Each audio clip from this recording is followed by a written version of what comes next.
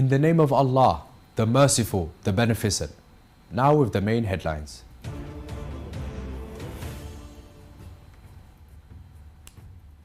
UN Secretary General confirms world needs peace now more than ever.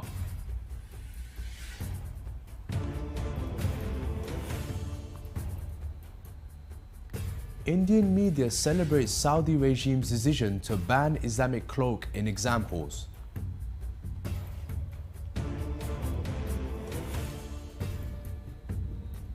Pakistan. Terrorists attack police picket in Dera Ismail Khan.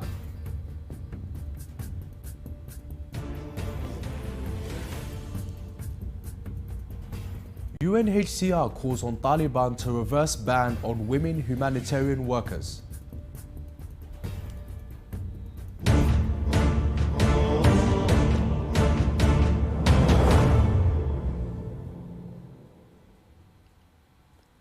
Assalamu alaikum wa rahmatullah, dear viewers. This is Ayub Nouinou and you are watching Shia Waves live from Imam Hussein TV free.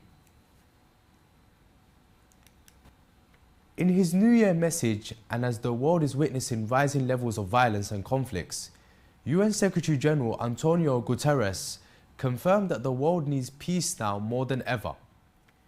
Every new year is a moment of rebirth, said Antonio Guterres. We sweep out the ashes of the old year and prepare for a brighter day. In 2022, millions of people around the world literally swept out ashes. The impact on civilians meant that over 100 million people found themselves fleeing violence, wildfires, droughts, poverty and hunger, the UN chief said. In 2023, we need peace now more than ever. Peace with one another through dialogue to end conflict. Peace with nature and our climate to build a more sustainable world, Mr. Guterres added. Peace was also needed inside families and homes, so women and girls can live in dignity and safety, added Mr. Guterres, as well as peace on streets that too often have seen violent reprisals from security forces in response to peaceful protest.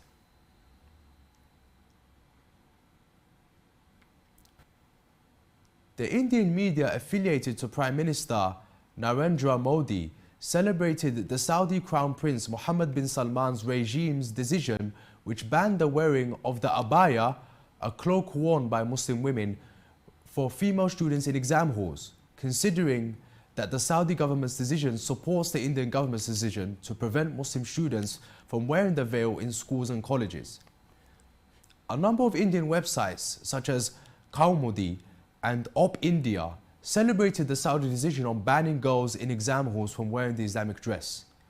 The Saudi decision issued by bin Salman's regime is condemnable as it aims at conveying false images about Islam, and it gives the green light to the anti-Islam Indian ruling party, Bharatiya Janata Party, to impose more restrictions on Muslim women.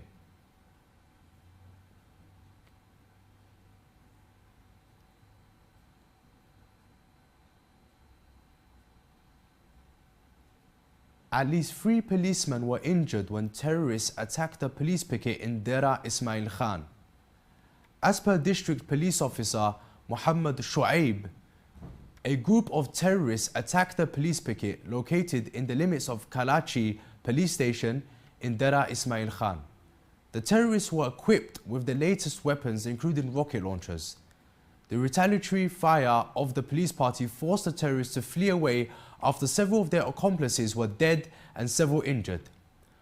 Earlier on October the 30th, a policeman and a civilian were killed and 4 other policemen got injured as terrorists attacked the Daraban police check post here in D.I. Khan.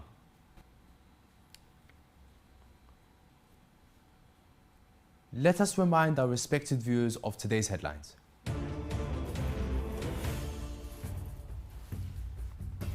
UN Secretary General confirms world needs peace now more than ever.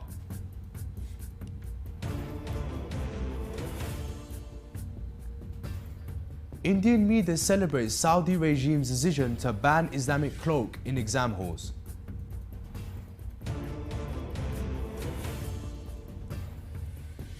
Pakistan. Terrorists attack police picket in Dera Ismail Khan.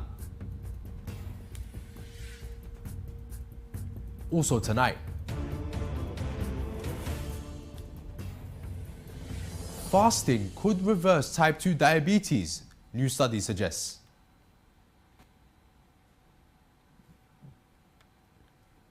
The UN High Commissioner for Refugees, Filippo Grandi, joined on Thursday the heads of other humanitarian organizations in calling on Afghanistan's de facto authorities to reverse its directive that restricts women from working with non-governmental organizations. Preventing women from humanitarian work is a grave denial of their humanity. It will only result in further suffering and hardship for all Afghans, especially women and children. This man must be lifted, said Grandi. More than 500 women staff work with UNHCR's 19 NGO partners in Afghanistan, serving nearly 1 million women and girls. The most recent restrictions will force the UN Refugee Agency to temporarily stop critical activities in support of Afghan people, especially women and children, according to the UNHCR. Across Afghanistan's 34 provinces, women have been actively leading and engaging in the humanitarian response, enabling the UNHCR to reach over 6 million Afghans since August 2021. With so many other restrictions on women, this new decree will have devastating impacts on Afghanistan's population, comprising an estimated 40 million people.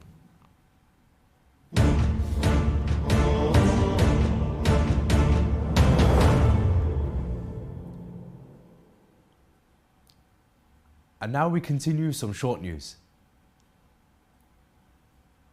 On the days of the anniversary of the martyrdom of Sayyidah Fatimid al-Zahra, peace be upon her, the son of the religious authority, His Eminence Grand Ayatollah Sayyid Sadiq al-Husseini al-Shirazi, Hujjat al-Islam wal-Muslimin, Sayyid Ahmad al-Shirazi, participated in Fatimid mourning ceremonies that were held by the followers of Ahlul Bayt, peace be upon them, in Kuwait.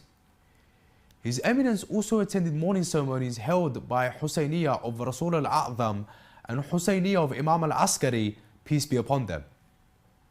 Within his social activities, Ayatollah Sayyid Ahmad al-Shirazi visited Hujjat al-Islam wal-Muslimin Sayyid Ala al-Qazwini at his office in Kuwait.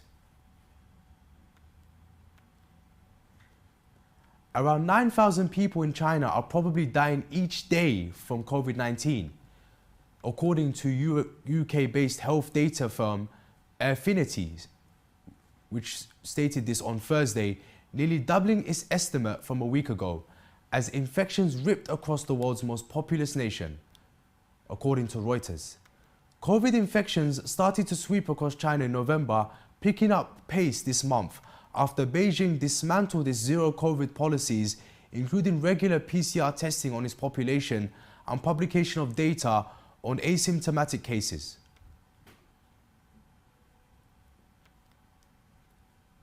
The Shirazi-affiliated Husayniyah and Mosque of Al Yasin in the Australian city of Sydney held a 5-day Fatimid mourning ceremony, according to the last narration on the martyrdom of Sayyidah Fatimid al-Zahra, peace be upon her. The officials of the Husayniyah said that members of the Shia community in Australia and Shia Australians participated in these mourning ceremonies. The administration of the Husayniyah also said the participants offered their condolences and confirmed the necessity of disseminating to the world the injustice Sayyidah Fatimid al-Zahra, peace be upon her, was subjected to by the enemies of the Ahlul Bayt.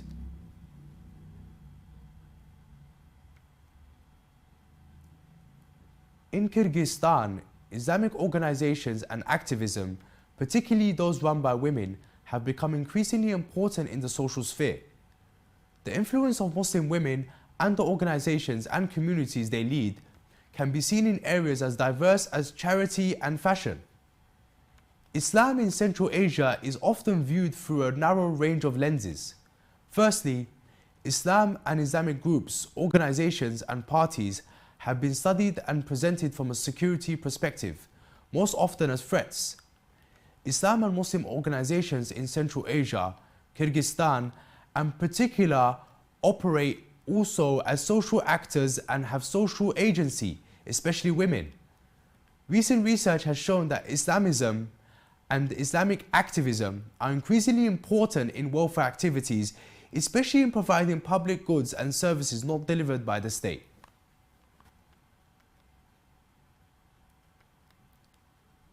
armed raids in a region of South Sudan plagued by ethnic clashes have forced around 30,000 civilians to flee their homes, according to the UN's Emergency Response Agency, as international partners demanded an end to the violence. The UN's Office for the Coordination of Humanitarian Affairs said in a statement on Thursday that armed men from Jonglei State, an eastern region beset by gun violence, attacked communities in nearby Greater Pibor administrative area earlier last week. People have suffered enough. Civilians, especially those most vulnerable, women, children, the elderly and the disabled, bear the brunt of this prolonged crisis, said Sarah Baisolo Nyanti, the UN humanitarian coordinator in South Sudan.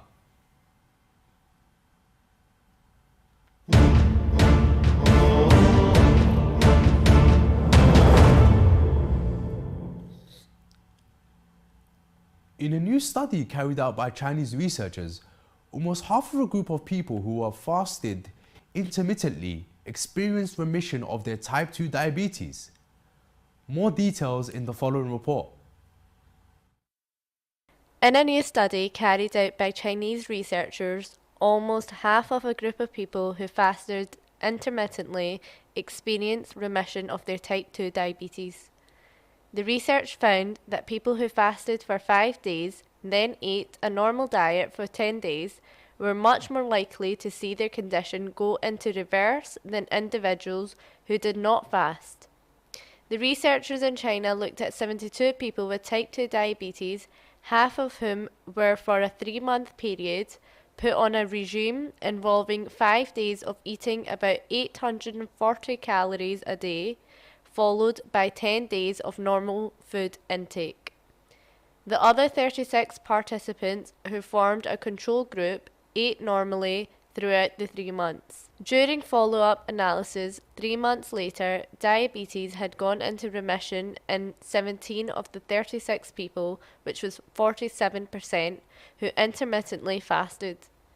Remission meant that the blood sugar level was below a certain threshold. In contrast, diabetes went into remission for just one of the 36 members of the control group, while their average weight loss was only 0.27 kg. The benefits of the restricted diet appeared to last, because a year after the experiment ended, diabetes was still in remission for 16 of the 36 people who fasted, reporting Ayub Nouinou Shia Waves.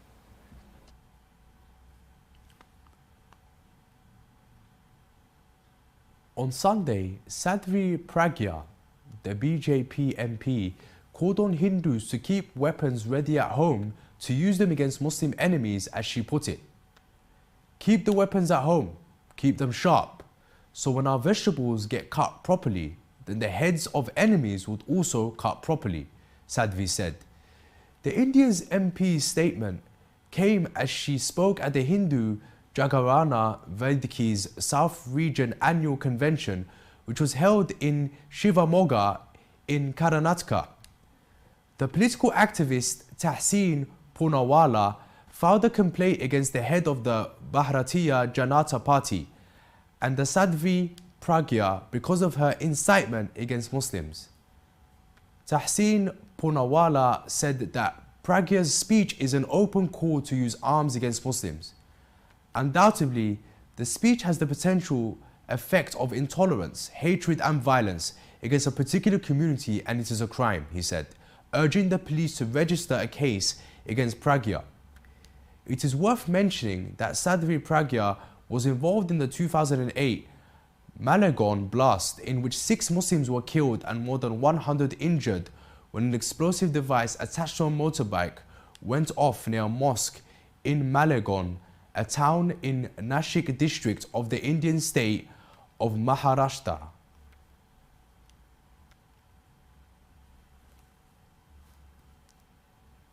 We have reached the end of today's Shia Waves news program. Let's remind our viewers of today's headlines.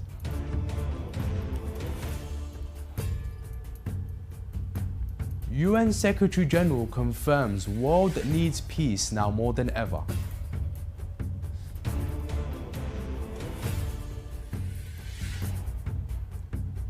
Indian media celebrates Saudi regime's decision to ban Islamic cloak in exam halls.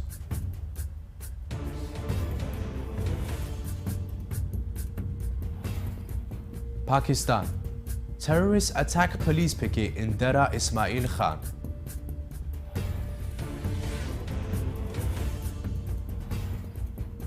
UNHCR calls on Taliban to reverse ban on women humanitarian workers.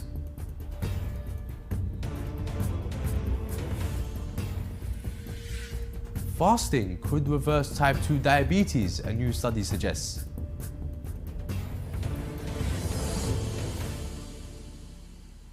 Anti-Muslim hatred reaches climax as Indian MP calls on Hindus to kill Muslims.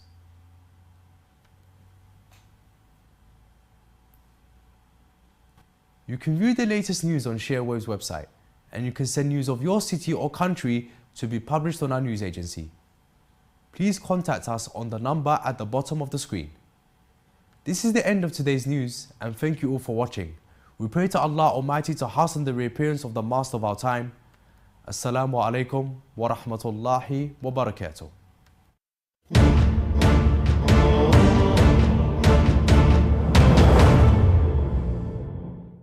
اللهم إني أسألك الأمان